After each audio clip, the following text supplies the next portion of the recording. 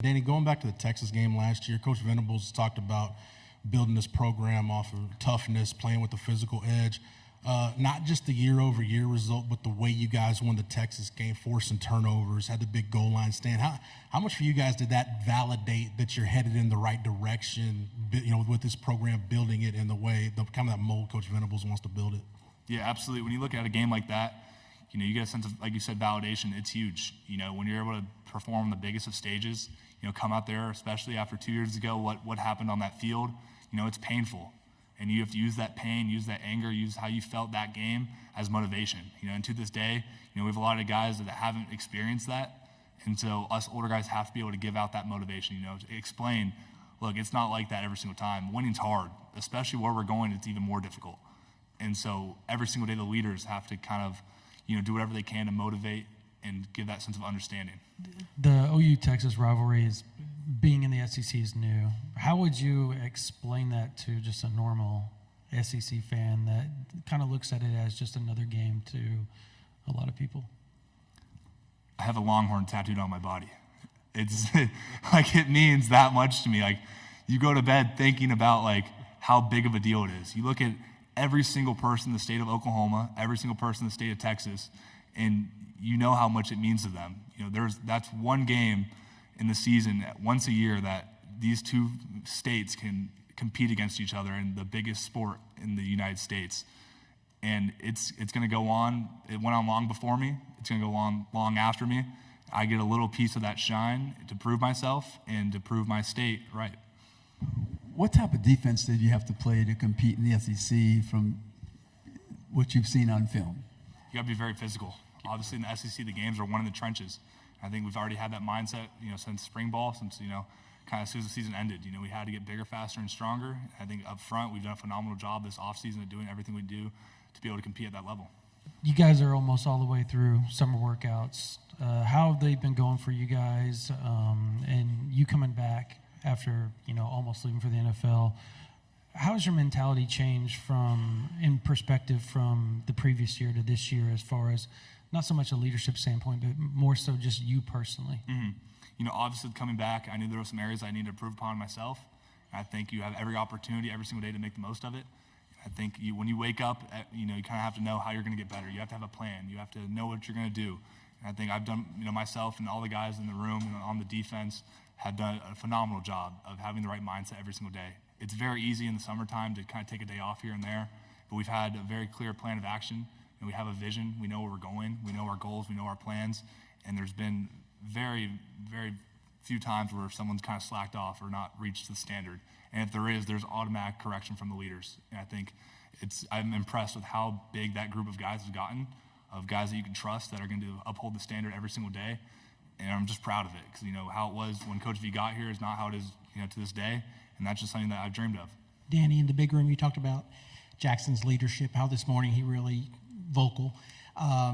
Think back to when you were young. When did that leadership really pick up for you as a young leader, at that trigger point for you? And it's really seemed to kick in for Jackson. Just can you take me back to when you found that leadership role as a young player, and is it nice to see that with Danny? Yeah, I mean, Jackson. Yeah, Jackson's kind of had it's difficult for him, only playing one game last year and having all these expectations thrown onto him. But he's done an amazing job of, filling that role and doing what it takes. For myself, I look back to my sophomore year, kind of earning that starting spot, and it kind of took a while. I thought that the guys on the defense, kind of were leaders. I realized quickly that someone needed to step into that more vocal role. And I took it upon myself kind of around week 8, week 9, and said, all right, I might not be ready, but I need to get ready quick. Where I want to see myself, this is what it takes. And from that moment on, it's been every single day. Sometimes, guys don't want to be there, and you see it right away. And you have to be the person who wakes them up, gets them going. And sometimes that person's myself.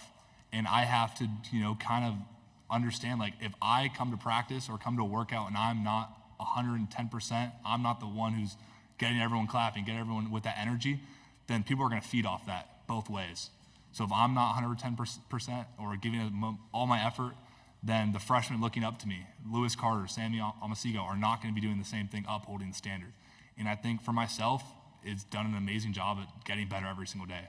I think Jackson's starting to understand that, and he's starting to do everything he can to kind of be turned into that leader. Back during your recruitment, I know A&M was recruiting you. Mike Elko was the defensive coordinator at the time. Just what do you remember from, he's now the head coach at A&M, from Elko and his staff and kind of their recruiting to you? Yeah, looking back, I mean, you guys talked about it earlier, I thought about it. It was Santucci who kind of recruited me exclusively. He was the guy who was always talking to me, always in contact, so I didn't have many conversations with the defensive coordinator. But, that program, the tradition there is elite. The 12th man, what they have going for them it's exciting. I wish that we had the opportunity to go there and, play them. Unfortunately, we don't, but, it's great to be in that same conference as them. You had mentioned earlier about how the leadership has really grown in the team. Is there anyone that's maybe been kind of a surprise leader this season, and maybe how they differ in their leadership style compared to maybe some of the other guys? Yeah, I mean, not really so much of a surprise, but Ethan Downs. That's someone, he's not the most vocal guy. He's not someone who's always going to say, kind of hype everyone up. But you look at how he acts, what he does off the field, how he's out there 30 minutes before helping a young guy with certain pass rush moves. That's something that you don't see very often from a senior. A lot of times the guys get very selfish.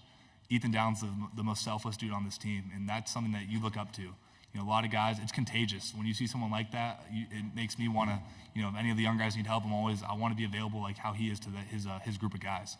You guys added Dominic Williams over the summer. How's he fitting in just with the group, and what kind of impact do you expect him to bring this fall? Yeah, Dom, from the second he got on campus, he's a beast. We had our conditioning training is like when he first stepped on there, and we didn't know where he was going to be at. Obviously in the portal you can't work out with the team you were at before. And he came in there and he dominated right away. It's like, all right, there's going to be no fall off. There's going to take no time for it to get acclimated. He's ready to go. He's done a phenomenal job learning the system, getting with Coach Bates as much as possible. And I think he's going to be extremely prepared for what we do, and for the SEC, he's the type of guy that we need.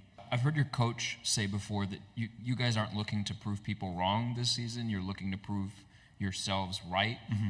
Can you just speak to what that means to you and what that means to the defense? Yeah, when you look at our team, we're not outside in. Everything starts from us. We obviously we kind of block out that noise. We know when it's great, the noise are the best thing ever. Everyone loves what they're saying about you. As soon as adversity comes, obviously those same people are quick to turn on you. And I think you look at our team, we know what we're capable of. And like he said before, we got to prove ourselves right. And that comes from every single day. It comes from every single workout. You have to prove yourself right. And then eventually you've seen so much growth, seen so much progress that it comes to fruition. Danny, what does year 3 look like under, the Brent Venables system, regardless of the conference change? Yeah, so, year 1 was learning it, kind of getting the general understanding, finding, what I need to do. Year 2 was kind of more so understanding, having a deeper sense of confidence, finding myself. Year 3 is more so been teaching it. Having the young guys come in there, running meetings, being a little mini defensive coordinator, I want it to all go through me. I want to be the main gate. Everything that Coach Venables taught me, and Coach Alley as well. He's been a great addition for myself, and it's helped me play, faster than I ever have before. Having a sense of understanding, play with a sense of anticipation, so you're one step ahead of everyone else.